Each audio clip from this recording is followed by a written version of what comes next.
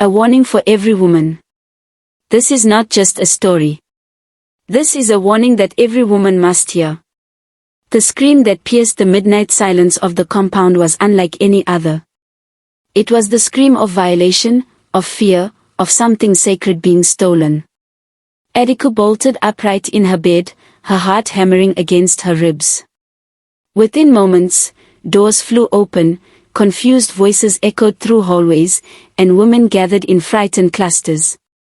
Another woman had discovered her menstrual pads missing from her bathroom. This was the third incident in 2 weeks. Ladies, pay attention. What you are about to hear could save you from spiritual disaster.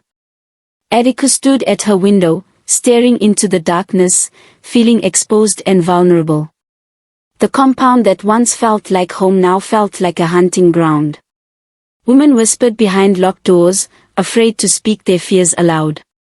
Children sensed the tension and clung closer to their mothers. Even the men looked uneasy, as though evil itself had taken residence among them. Listen carefully, women of today, your menstrual cycle is sacred. Your blood carries your life force, your spiritual essence, your connection to the power of creation itself. This is not superstition, this is ancient wisdom that predators know and exploit. As Adaku turned from the window, she saw something that made her blood run cold. On the rooftop across from her building, a shadow stood perfectly still, watching the chaos below. It didn't move like a human. It stood frozen, unnatural, like a statue carved from darkness itself. Then slowly, deliberately, it turned its head directly toward her window. If you're watching this video, please like, subscribe to the channel, and tell me in the comments where you're watching from. Share this warning with every woman you know. Their safety may depend on it. Morning arrived in Okorhia city with its usual chaos, the honking cars, shouting vendors, the merciless sun climbing the sky. But for Adaku, the daylight brought no peace. Her hands trembled as she arranged goods at her market stall. The memory of the shadow haunted her. The violation felt personal, even though her own pads hadn't been taken yet. Sisters, understand this truth, evil doesn't announce itself. It walks among you with a friendly smile. It helps you carry your bags. It compliments your children. And while you trust it, it studies you, learns your routines, waits for the perfect moment to strike. By afternoon, Adaku could no longer ignore the fear eating at her soul. She closed her stall early and went to see Mama Nnena, the oldest woman in the compound. Mama Nnena's small room smelled of herbs and ancient knowledge. When she opened the door, her sharp eyes studied Adaku for a long moment before she sighed deeply. "Child," Mama Nnena said, pulling her inside. "What is happening in this compound is not ordinary theft. Sit down. Every woman needs to hear what I'm about to tell you." Across the city lived a man named Ogbazi. To the world, he was perfection itself, well-dressed, smooth-talking, with a smile that made people drop their guard. Women found him charming. Men wanted his friendship. Children waved as he passed. He seemed blessed by fortune. Ladies, this is your first lesson, the most dangerous predators are often the most attractive. They study what makes you trust. They practice their smiles in mirrors. They learn exactly what to say to make you feel safe. But when Ogbazi entered his room and locked the door, his face transformed completely. The smile vanished. His eyes became cold, calculating, predatory. He pulled an old leather-bound book from his wardrobe, stained, reeking of death, filled with forbidden knowledge. This was his occult manual. For months, he had studied the dark arts, searching for power, wealth, and influence. And he had found exactly what he needed, a ritual so evil that even seasoned practitioners avoided it. The ritual required one thing, women's menstrual blood. The page Ogbazi studied explained the terrible truth: menstrual blood carries a woman's spiritual power, her favor, her connection to divine creation. A man who could steal this blood and perform the right ceremonies could drain that woman's blessings and transfer them to himself. He would gain influence. Doors would open. Money would flow. People would respect him. His enemies would become friends. Luck would follow him everywhere. Sisters, hear this carefully, your menstrual cycle is not just biological. It is deeply spiritual. When it is stolen and misused, your life force is drained. Your blessings diminish. Your path becomes blocked. Opportunities that should come to you go to someone else. You struggle while your thief prospers. The book also contained a warning in tiny letters at the bottom: consequences would come if the spirits were angered. Ogbazi had read that warning many times. He ignored it every time. He didn't believe in consequences. He believed in results. And the results had been spectacular. Since stealing pads from women in the compound and performing midnight rituals, his life had transformed. Business deals succeeded. His landlord offered him discounts. His boss praised him publicly. Women who had ignored him now smiled when he passed. Strangers treated him with unusual respect. He felt untouchable. Powerful. Like a king walking among peasants. That evening, he closed his occult book and placed it carefully in the wardrobe. His eyes gleamed with greed. Tonight, he whispered, I take more. That same evening, 4 women sat in Mama Nnena's room, their faces tight with fear and fury. Adaku, Ezen the teacher, Kyra the nurse, and Boma the young tailor. All 4 had lost menstrual pads in recent weeks. All 4 felt violated, confused, vulnerable. Ladies watching this, understand, when something like this happens to you, you are not alone. You are not crazy. You are not imagining things. Evil is real, and it often targets what is most sacred to women. Mama Nnena poured them bitter leaf tea and studied each face carefully. Her voice dropped low and serious. My daughters, what is happening is not the work of ordinary thieves. No normal person steals such things. This is spiritual wickedness. Someone is using your blood for dark rituals. The women gasped. Tears flowed. Rage ignited. Mama Nnena leaned forward, her ancient eyes burning with knowledge passed down through generations. Listen well. The person doing this walks among you every day. He smiles at you. He greets you. He seems harmless. But he is a predator, and your menstrual pads are his weapons against your destiny. By the next morning, panic had spread through Okorhia like wildfire. Women in markets whispered urgently to each other. Mothers pulled their daughters close and warned them. Even men discussed it in hushed tones at beer parlors and bus stops. Fear became like invisible smoke, choking everyone slowly. This is happening everywhere, sisters. Not just in stories. In cities across Africa, across the world, women's menstrual products are being stolen for rituals. Your used pads. Your tampons. Your menstrual cups. Even the blood-stained clothes you soak before washing. Some blamed cultists operating in shadows. Others whispered about politicians using women's blood for election victories. A few suspected evil neighbors seeking to destroy successful women. Nobody knew the full truth, but everyone sensed danger. Adaku walked through the market that afternoon and noticed how women clutched their bags tighter, how mothers watched their daughters more carefully. The atmosphere had shifted from innocent trust to suspicious vigilance. And then she saw him. Ogbazi, walking confidently down the street, smiling and greeting people. He passed right by a group of women discussing the stolen pads. He asked kindly if they were well.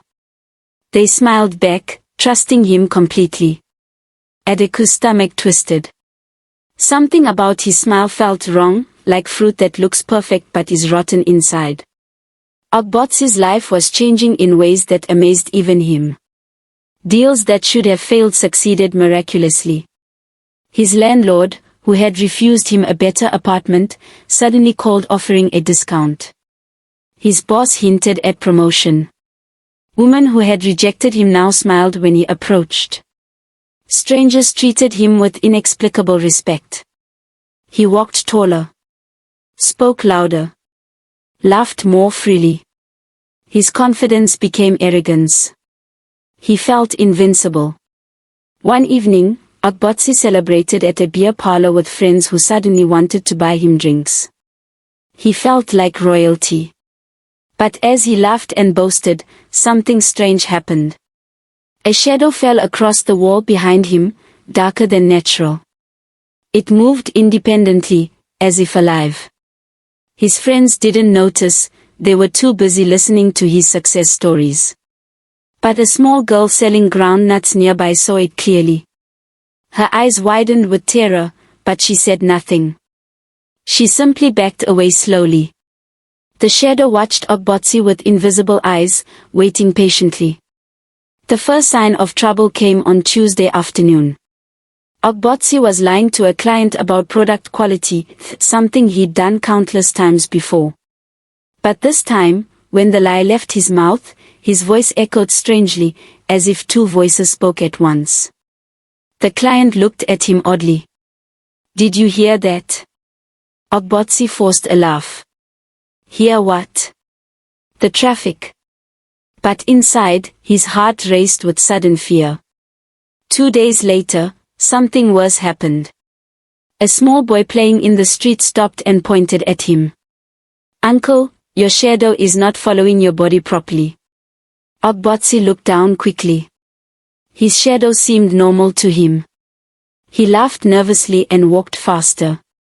But the boy's mother grabbed her son and pulled him inside, whispering prayers of protection. That night, Ogbazi couldn't sleep. He stood before his mirror, watching his reflection carefully. Everything looked normal. But deep inside, fear was growing like a seed planted in dark soil.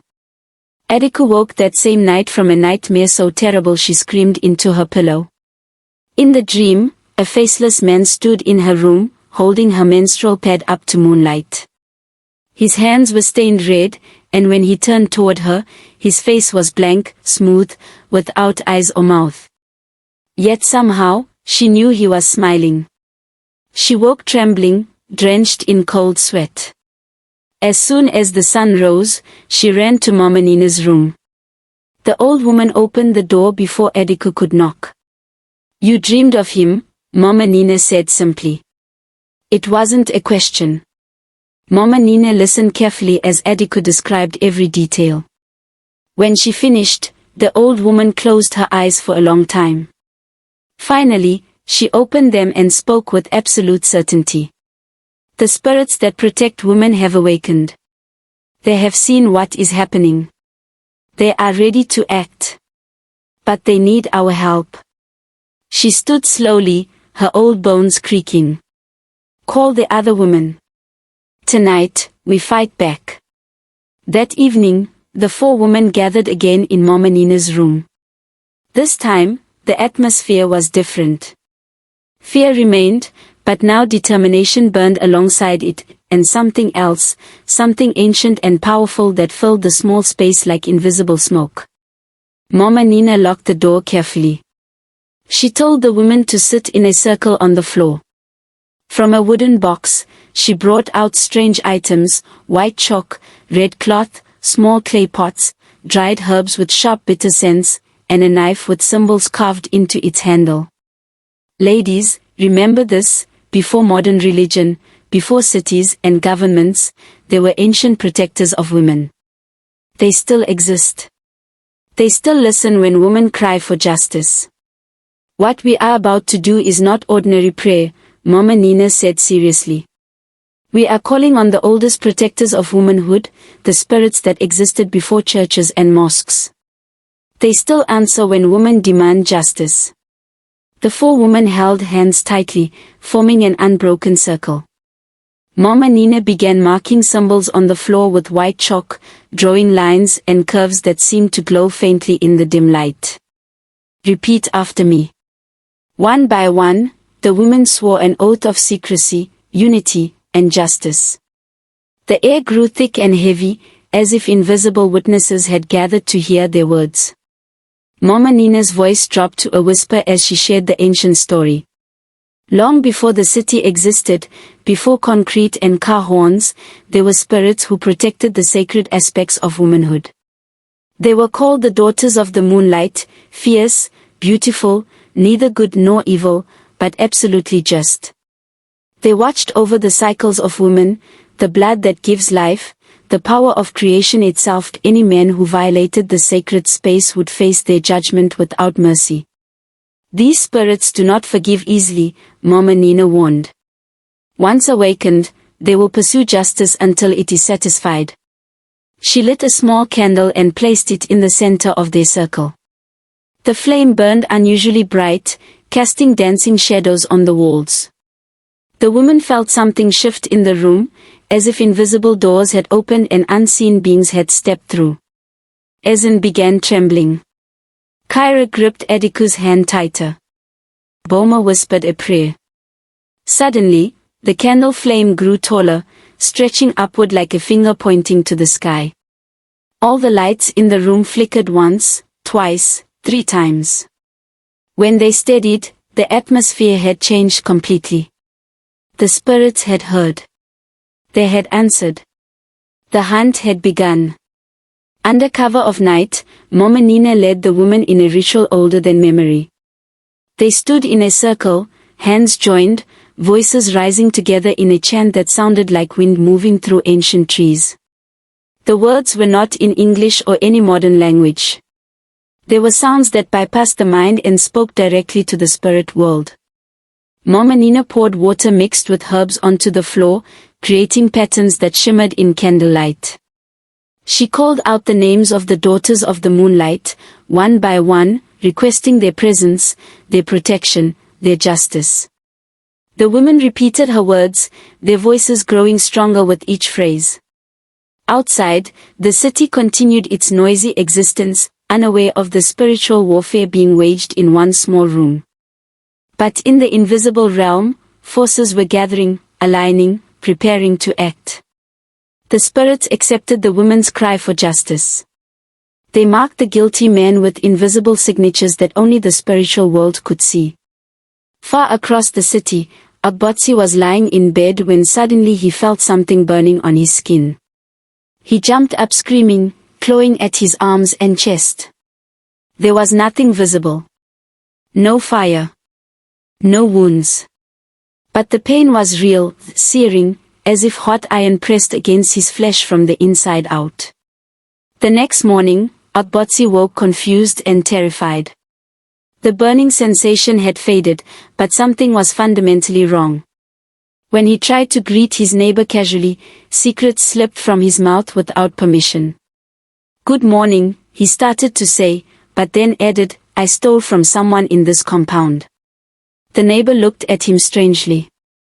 "What did you say?" Ogbazi quickly laughed it off. "Nothing, nothing. I said I bought something from the market compound." But he knew what he had said. His own words betrayed him. Throughout the day, it kept happening. While talking to his boss, he almost confessed to lying on his resume. At the market, he nearly told a vendor he had cheated her. Each time, he barely caught himself, coughing or changing the subject quickly. People began staring at him with suspicion. That evening, he stood in front of his bathroom mirror brushing his teeth. He glanced at his reflection and froze. His reflection was moving slower than his actual body, lagging behind by a second or two.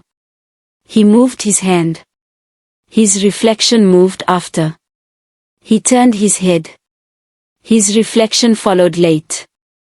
Then, most terrifying of all, his reflection turned away from him completely, refusing to face him anymore.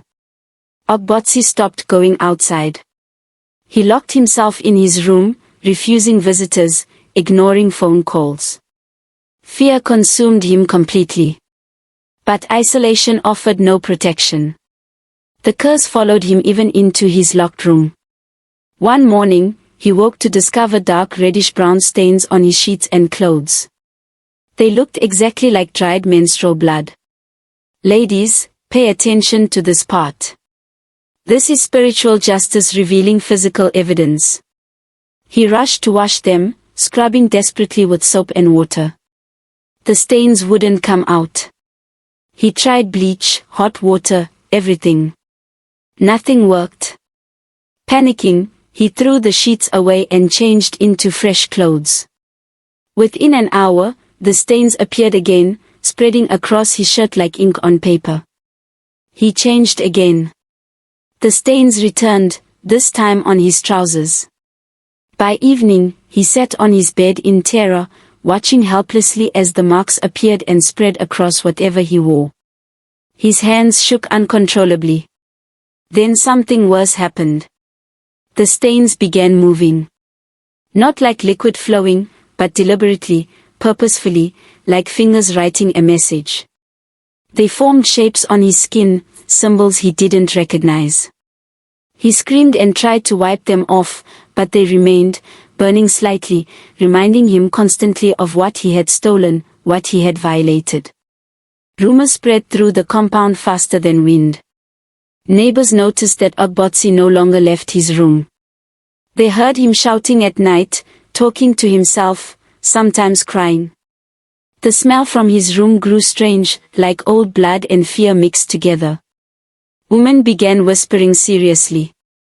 Men shook their heads, sensing something spiritual but afraid to speak about it directly. Sisters, this is important. Communities always sense when spiritual warfare is happening. People may not understand it, but they feel it. Mama Kola from the next room told people she heard him begging for forgiveness in his sleep. Papa Emeka claimed he saw Ogbazi's shadow moving on its own, walking away from his body. Children refused to play near his door, saying it felt cold even in the hot afternoon sun. Meanwhile, Adaku and the other 3 women met quietly in corners, sharing knowing glances but saying nothing aloud. They felt the spirits working, felt justice moving like a river toward its destination. One afternoon, Ogbazi finally emerged from his room, looking thin and desperate. He tried to walk normally, to smile at neighbors. But everyone noticed how his hands trembled, how his eyes darted around fearfully, how he seemed to be listening to voices no one else could hear. As he passed, the 4 women were sitting together under the mango tree, talking softly. He heard his name. He stopped and turned toward them slowly, his heart pounding with dread. Desperation drove Ogbazi to seek help from Prophet Joshua, a man known throughout Okorhia for claiming to solve spiritual problems. Ogbazi arrived looking terrible, dark circles under his eyes, stains still visible despite wearing 3 layers to hide them. He grabbed the prophet's hands. "Help me, please. Something is attacking me. I need deliverance." Prophet Joshua, a fat man in an expensive suit, smiled his usual confident smile. "My son, no demon can stand against the fire of my prayers. Sit down and tell me everything." But as Ogbazi began confessing, the stolen pads, the rituals, the occult book, the prophet's smile slowly disappeared. His eyes widened with horror.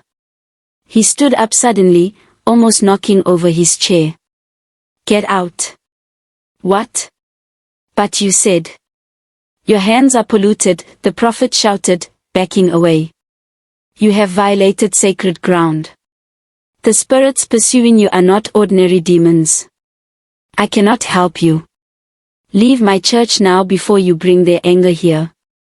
Ladies, even those who claim to have power fear the justice of the spirits that protect women. Ogbazi stumbled outside, rejected even by the fake prophet.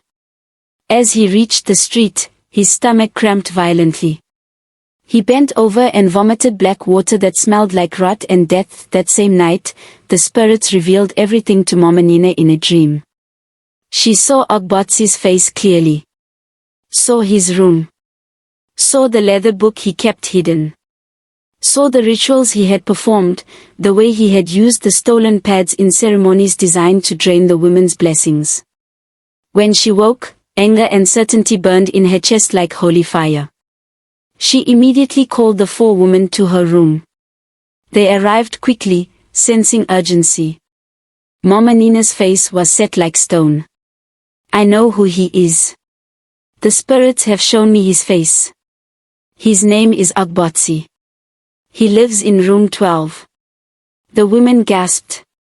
They knew him. Had greeted him countless times. Had thought he was kind and respectful. The betrayal felt like a knife twisting in their stomachs. Ladies, this is the pattern, the predator is never a stranger. He is the friendly neighbor. The helpful colleague.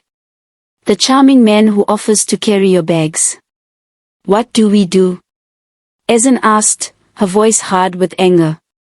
Mama Nnena looked at each of them carefully. Tomorrow night is the Moonlight Festival, when the whole compound gathers. The spirits have chosen that time. His shame will speak itself in front of everyone. His mouth will confess what his pride tried to hide. She paused, her eyes blazing. Prepare yourselves. Tomorrow, justice will be served in the open, where all can witness. The next day, Ogbazi tried desperately to control himself. He knew something terrible was coming, could feel it in his bones like approaching thunder. He decided to stay in his room during the festival, to hide until whatever was happening passed. But his body betrayed him. His legs walked toward the door against his will. His hands unlocked it. His feet carried him outside into the compound where preparations for the Moonlight Festival were underway. He tried to turn back. His body refused. Panic seized him completely. Sisters, when spiritual justice is active, the guilty cannot hide. Their own bodies will drag them to judgment. As he moved through the compound trying to appear normal, his mouth began opening on its own, speaking without permission. A neighbor greeted him, Ogbazi, how are you today? His mouth answered, I am cursed because I stole women's menstrual pads for evil rituals. The neighbor laughed nervously, thinking it was a strange joke. But Ogbazi wasn't laughing. He kept walking, and his mouth kept confessing. To anyone who came near, secrets poured out like water from a broken dam. People began gathering, confused, alarmed, unable to look away. As evening fell, the Moonlight Festival began in full celebration. The compound's central courtyard filled with people, music, dancers, and colorful lanterns. Children ran around laughing. Women sold food. Men played drums. The moon rose large and silver in the sky, casting soft light over everything like a blessing. But underneath the celebration, tension hummed like electricity. The four women, Adaku, Ezen, Kyra, and Boma, walked together through the crowd.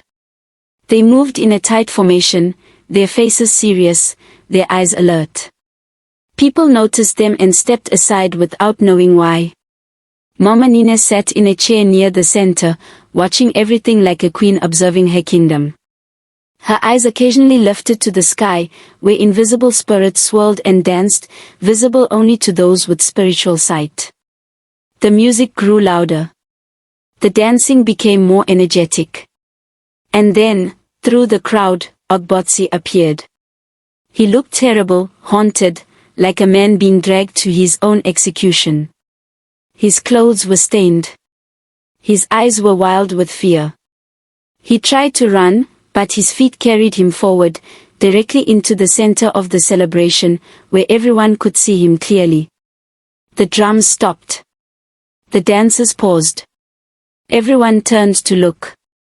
Suddenly, Ogbazi collapsed in the center of the courtyard. He fell to his knees as if pushed down by invisible hands. His body convulsed once, twice. Then his mouth opened and a voice came out, loud and unnatural, echoing across the compound like thunder. It was his voice, but also something more, something ancient and terrible speaking through him. "I confess," he shouted. "I am the thief. I stole menstrual pads from women in this compound." The crowd gasped, pressing closer, unable to believe what they were hearing. Ladies, this is what happens when women unite spiritually against their violators. The truth cannot be hidden. I use them for rituals. For power and money and respect. I performed ceremonies with an occult book, trying to steal their blessings for myself. His voice boomed louder, as if amplified by invisible speakers. Women covered their mouths in horror. Men stood frozen in shock. Children clung to their parents. Ogbazi's body shook violently as the confession continued. He named each woman he had stolen from. Described exactly where he had found the pads. Explained the rituals in terrible detail. Everything poured out, every secret, every action, every greedy thought. He couldn't stop. The spirits wouldn't let him. And then, at the height of his confession, the four women stepped forward together. Adaku was in front, her face calm but her eyes blazing with righteous anger. The crowd parted for them like the Red Sea. They stood before Ogbazi, looking down at him with the weight of violated dignity in their eyes. Adaku stood tall, looking down at Ogbazi, who trembled on the ground like a leaf in a storm. The entire compound watched in absolute silence. Even the children had stopped making noise. The moon seemed to shine brighter, illuminating the scene like a spotlight. Adaku's voice rang out clear and strong. "You thought we were weak. You thought because we are women, you could violate us without consequences. You took what was sacred, what was private, what belonged to our bodies and our spirits. You stole our dignity for your own selfish gain." Sisters watching this, hear these words and remember them. The crowd murmured in agreement. Other women began stepping forward, standing behind the four victims, creating a wall of feminine solidarity. Ogbazi tried to speak, to apologize, but his voice came out as a pathetic whimper. Adaku continued, her words cutting like a blade. "Power taken from woman destroys the man who steals it. This is not our revenge. This is justice from something older than all of us." At that moment, Mama Nnena stood and walked forward slowly. She raised her hand toward the sky. The spirits, still invisible to most but felt by everyone, descended like a heavy blanket over the gathering. A collective shiver ran through the crowd. Mama Nnena spoke with the authority of ages. "The spirits demand restitution. Not violence. Not revenge. But symbolic return and public acknowledgement." Under the moonlight, with the entire compound as witness, Ogbazi was made to perform a symbolic act of restitution. Mama Nnena instructed him to bring out the occult book he had used. With shaking hands, he retrieved it from his room and brought it to the center of the courtyard. The crowd drew back, afraid to touch it or even look at it directly. Mama Nnena ordered him to burn it. A fire was lit in an old metal drum. Ogbazi dropped the book into the flames. "Ladies, watch carefully. This is how spiritual weapons are destroyed." As it burned, thick black smoke rose into the night sky, twisting and writhing like living creatures trying to escape. The smell was terrible, like sulfur and rotten meat. People covered their noses. Children cried. Then Mama Nnena made him return symbolic items representing what he had stolen, white cloths that he had to present to each woman while kneeling and begging their forgiveness. One by one, he crawled to Adaku, to Ezen, to Kyra, to Boma. Each woman accepted the cloth silently, their faces expressionless, giving him neither comfort nor additional condemnation. As the last cloth was given, Ogbazi's body seemed to deflate, as if whatever false power had filled him suddenly drained away like air from a punctured balloon. He collapsed completely, crying like a child, stripped of pride, ego, and all pretense. The spirit's work was done, the compound elders gathered to decide Ogbazi's fate. Some wanted him thrown out immediately, banned from ever returning. Others suggested he be beaten and humiliated further. But Mama Nnena, speaking with the authority of age and spiritual wisdom, proposed something different. Violence breeds more violence. What this man needs is not more punishment, but transformation. The spirits have already broken him. Now we must decide if we will help rebuild him or simply discard him. After much discussion, the community imposed restorative justice. Ogbazi would remain in the compound, but under strict conditions. He must publicly serve the 4 women he wronged. He must undergo traditional cleansing rites to remove spiritual pollution. He must attend weekly meetings, warning young men against his path. He must work to repair his relationship with the community through consistent, humble behavior. As this verdict was announced, people murmured among themselves. Some doubted it would work. Others appreciated the wisdom of giving him a chance at redemption. The question hung in the air, could a man so fallen be truly redeemed? Weeks passed. The compound slowly returned to normal rhythms, though the memory of that moonlight judgment remained fresh. But something beautiful emerged from the darkness. Adaku discovered a new strength within herself. Where once she had walked quietly, avoiding attention, now she walked with confidence. Her voice, used so powerfully during the confrontation, became a voice others listened to. Women in the compound began coming to her with problems, seeking advice, asking for help. She became an advocate for women's safety and dignity, speaking up in compound meetings, challenging injustice wherever she saw it. Ladies, this is the transformation that comes when you stand up. When you refuse to be a victim. When you unite with other women. The other 3 women also changed. Ezen started teaching self-defense classes for women and girls. Kyra organized health education sessions about women's bodies and cycles, removing shame and adding knowledge. Boma created a support group for women who had experienced violation or abuse. The compound became stronger, more united, more aware. One evening, as Adaku sat outside her room watching the sunset, Mama Nnena came and sat beside her. The old woman smiled, her eyes twinkling with satisfaction. The moonlight has chosen its daughter. You were always strong, Adaku. You just needed the fire to reveal it. Adaku smiled, feeling the truth of those words deep in her soul. The path of redemption. Time continued forward.